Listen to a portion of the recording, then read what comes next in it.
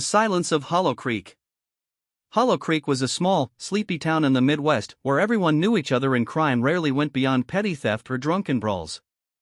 But in 1985, the town would come to be remembered not for its quiet charm, but for the horrors committed by one man, Elias Crow, later known as the Butcher of Hollow Creek. Elias was born in 1960 to a broken family. His father, an alcoholic, beat him daily, while his mother, frail and withdrawn, never lifted a hand to protect him. At age 8, Elias found solace in killing animals, starting with insects, then birds, then stray cats. He learned early that watching life drain away gave him a strange, intoxicating sense of control.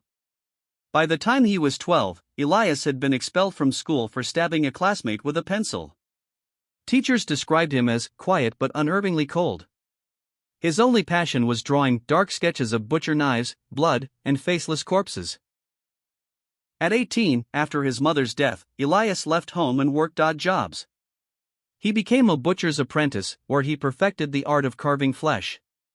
His co-workers said he was efficient but smiled too much while slicing meat. No one realized this job was preparing him for what would later define his life. The first kill, 1981.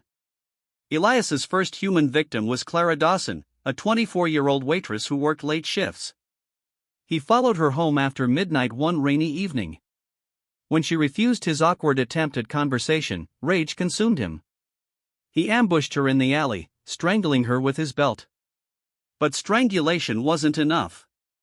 He dragged her lifeless body into an abandoned barn and dissected her like livestock, removing organs with precision, arranging them around her like a grotesque art display. The crime shocked Hollow Creek, but police assumed it was a drifter passing through. No one suspected Elias, the quiet butcher's apprentice. The Spiral of Blood. Harold Finch, 1982. Harold, a 35-year-old drunk, stumbled out of a bar and never made it home.